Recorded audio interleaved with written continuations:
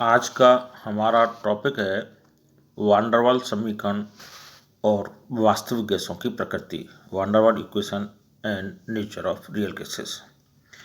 इस टॉपिक में हम वान डेर वाल समीकरण द्वारा आदर्श व्यवहार से विचलन की व्याख्या करेंगे। आपको मालूम है एमागट वक्र में जब हमने स्टडी किए थे उनको, तो वास्तविक गैस आदर्श व्यवहार से विचलन प्रदर्शित कर रही थी और उस विचलन को प्रदर्शित करने के लिए अमागट ने कुछ वक्र खींचे थे। उन वक्रों की प्रकृति को इस टॉपिक को समझने से पूर्व एक बार और हम मोटे रूप से देख लेते हैं। वास्तविक गैसों का व्यवहार इस डायग्राम में प्रदर्शित अमागट वक्र के अनुसार प्राप्त होता है। अधिकांश गैसें ऐसी होती हैं जिनमें दाब बढ़ाने पर पहले ऋणात्मक विचलन प्रदर्शित होता है, जेड का मान 1 से कम प्राप्त होता है, और जैसे जैसे दाब बढ़ाते जाते हैं तो ये विचलन या जेड का मान न्यूनतम होने के पश्चात पुनः बढ़ने लगता है और एक पोजीशन ऐसी आती है कि ये फिर 1 से अधिक हो जाता है। लेकिन हीलियम, हाइड्रोजन जैसी गैसें हैं, उनके लिए प्रारंभ से ही दाब बढ़ाने पर जेड का मान 1 से अधिक होता है और वह दाब बढ़ाने के साथ साथ बढ़ता जाता है। वान डेर वाल गैस समीकरण जो हमने प्राप्त की थी इससे पूर्व के व्याख्यान में, उस समीकरण द्वारा इन दोनों ही प्रकार की गैसों की प्रकृति की व्याख्या बड़े आसानी से की जा सकती है। दो प्रकृति कौन कौन सी हैं? जैसे इस डायग्राम में प्रदर्शित है, ऑक्सीजन, अमोनिया, मीथेन जैसी गैसें जिनमें दाब बढ़ाने पर पहले जेड का मान कम होता जाता है, न्यूनतम होने के पश्चात पुनः बढ़ता है और जेड बराबर 1 इस एक्सिस को काटते हुए फिर जेड का मान 1 से अधिक हो जाता है। यानी पुनः एक बार जेड बराबर 1 होता है जो P इज टू अप्रॉक्सीमेटली 0 पर था, और यहाँ इस वक्र को काटने पर फिर Z इज टू 1 होता है और उससे ऊपर फिर Z का मान 1 से अधिक होता है। और दूसरे प्रकार की गैसें थी हाइड्रोजन, हीलियम जैसी गैसें जिनमें अनंत सूक्ष्म दाब पर तो Z का मान 1 होता है, लेकिन जैसे जैसे दाब बढ़ाते हैं इन Z का मान 1 से अधिक होता है, प्रारंभ से ही अधिक होता है और दाब के साथ साथ बढ़ता जाता है, जैसा कि इस डायग्राम में हमने प्रदर्शित कर रखा है। प्रारंभ से ही ये कैसा होता है, इसमें दोनों ही प्रकार की गैसों की प्रकृति की व्याख्या हम अब वान डेर वाल गैस समीकरण की सहायता से करेंगे।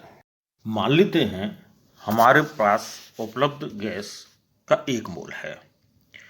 यदि वह आदर्श व्यवहार प्रदर्शित करती है तो उसके व्यवहार को हम आदर्श गैस समीकरण PV इजिकल टू RT द्वारा प्रदर्शित करते हैं, जिसे समीकरण नंबर 1 में प्रदर्शित कर रहे हैं।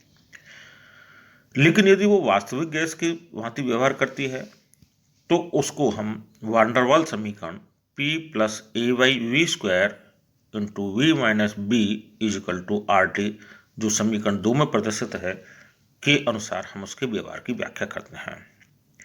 अभी जैसे हम कंसीडर कर रहे थे कि अमागट वक्र में अधिकांश हाइड्रोजन, हीलियम को छोड़कर अधिकांश गैसों की प्रकृति ऐसी है कि दाब बढ़ाने पर पहले जेड के मान में कमी हो रही थी और दाब बढ़ाते हैं तो न्यूनतम जेड का न्यूनतम मान प्राप्त होने के बाद पुनः वो बढ़ने लगता है और एक स्थिति ऐसी आती है कि जेड का मान 1 से अधिक हो जाता है। इस व्यवहार की व्याख्या हम इस समीकरण 2 वान डेर वाल समीकरण के द्वारा करेंगे कि जब दाब और ताप की भिन्न भिन्न स्थितियां हैं तो यह समीकरण किस प्रकार से आदर्श व्यवहार और आदर्श व्यवहार से विचलन की प्रकृति को समझाती है।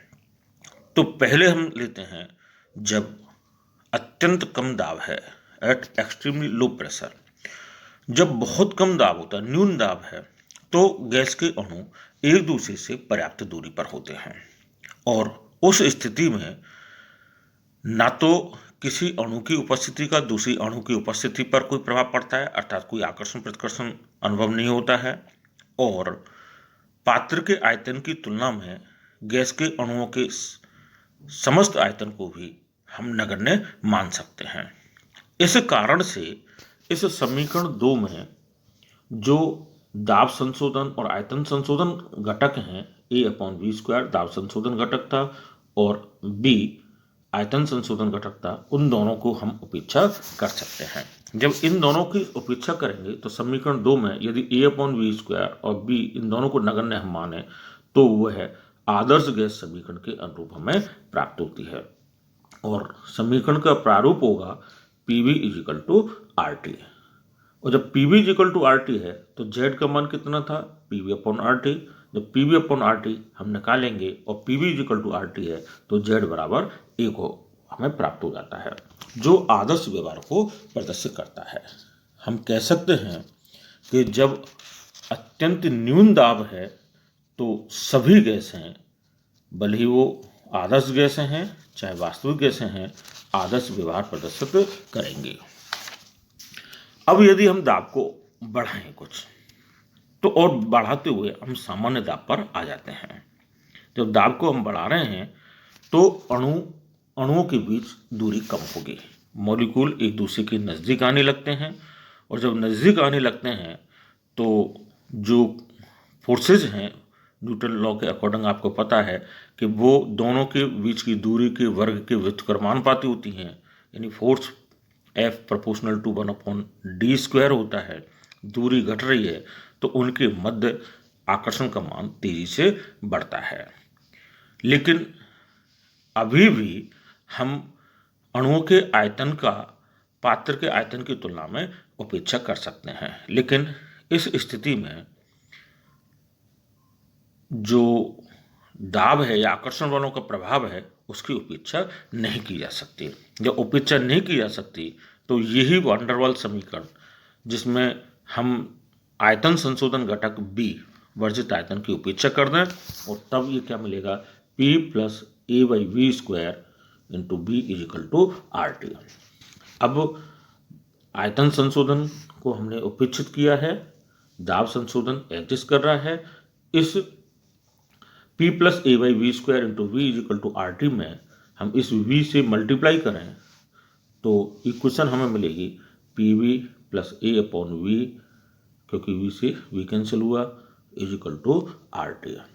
और इसको पक्षांतरण करके RT को A/v को हम दूसरी साइड में ले जाएं तो PV = RT/RT - A/v हमें मिला। Z का मान PV/RT था, दोनों साइडों में हम RT से भाग दें तो Z बराबर PV/RT = 1 - A/RT/v हमें मिला। यहाँ से देखिए कि जैसे जैसे हम दाब को बढ़ाएंगे तो पात्र का आयतन कम होगा। पात्र का आयतन कम होता है तो जो फैक्टर है Z बराबर 1 - A/RT/v, तो V के मान में कमी आएगी और A/RT/v का मान बढ़ेगा।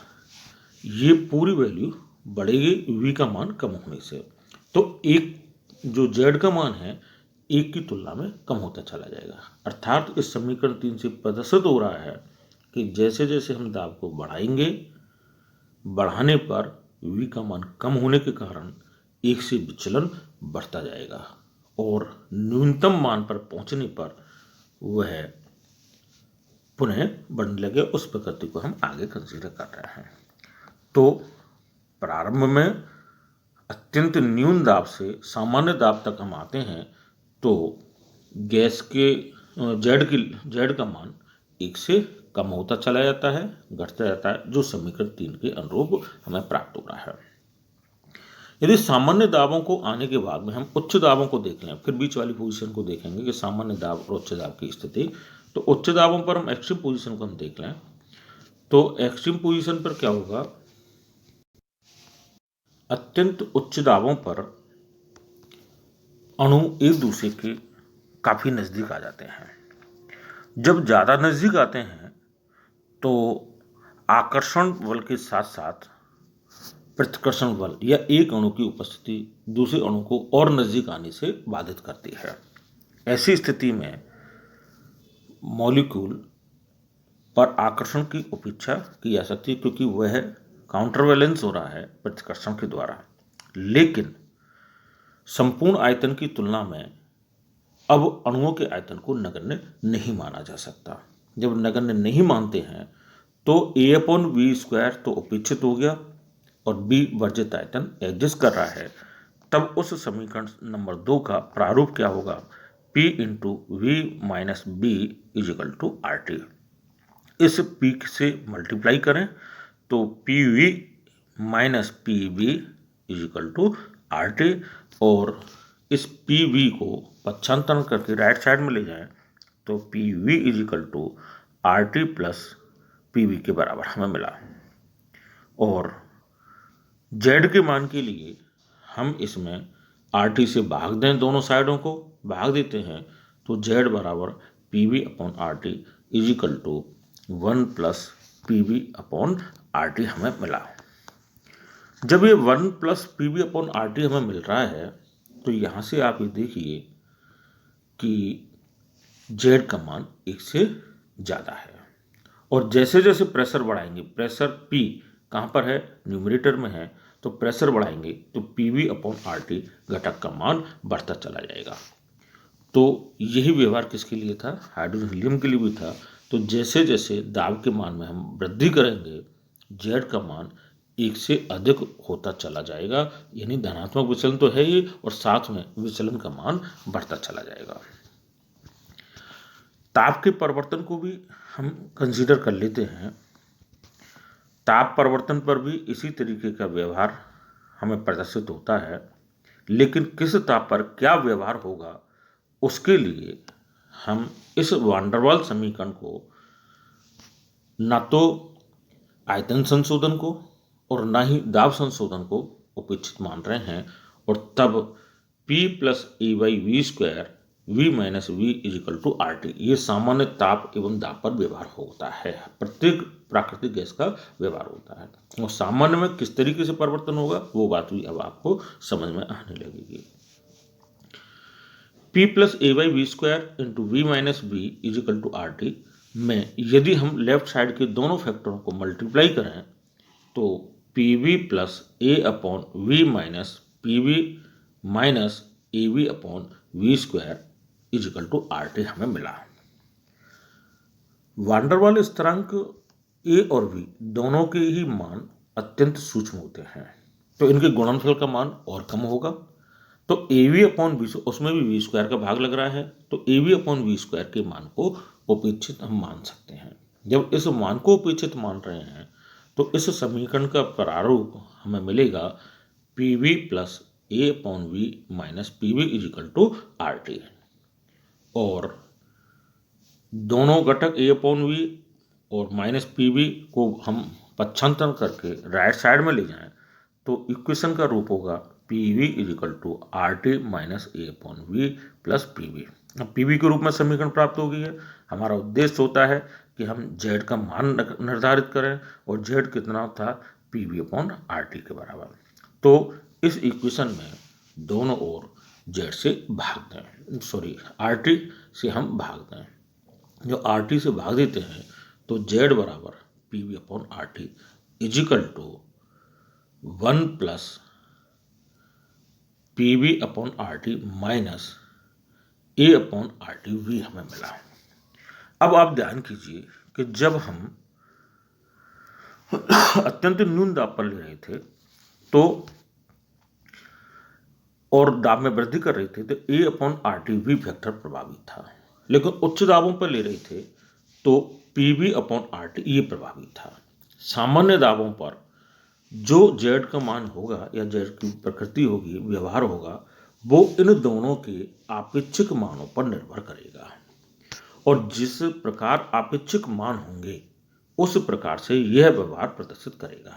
यदि किसी गैस के लिए दाब का मान ज़्यादा है तो PV/RT का मान डोमिनेंट होगा ए अपॉन आर टी वी की तुलना में, तो जेड का मान 1 से ज़्यादा प्राप्त होगा।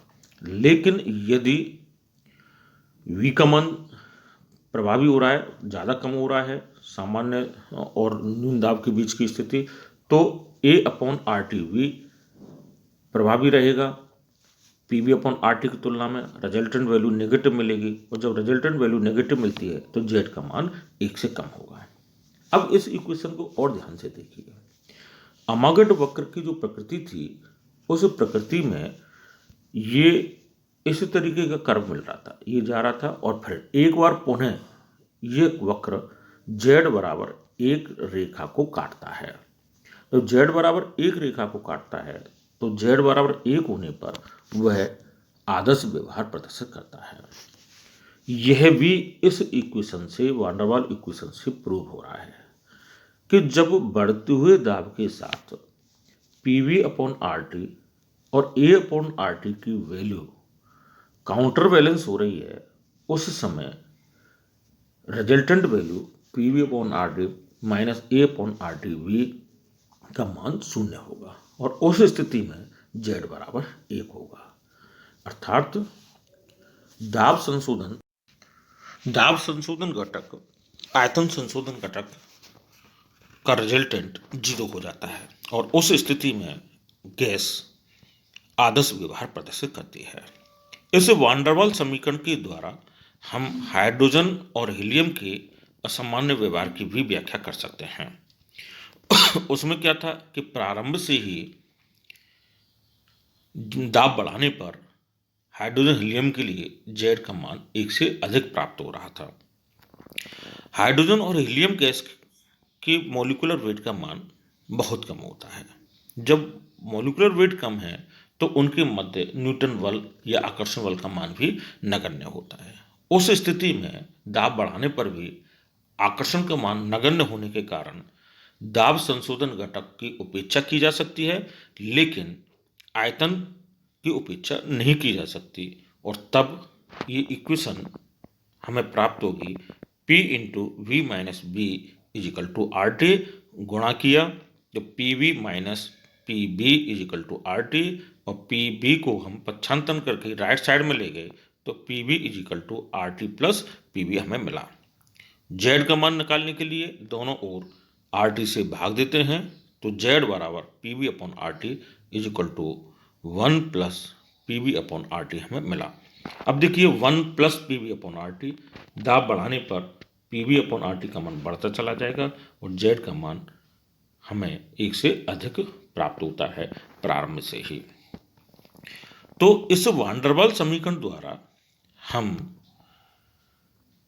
वास्तविक गैसों के व्यवहार की संपूर्ण व्याख्या कर पाते हैं कि किन किन परिस्थितियों में वो आदर्श व्यवहार के सापेक्ष विचलन प्रदर्शित करती हैं, विचलन की प्रकृति ऋणात्मक है या धनात्मक है, और किन किन परिस्थितियों में वह आदर्श व्यवहार प्रदर्शित करते हैं। ठीक।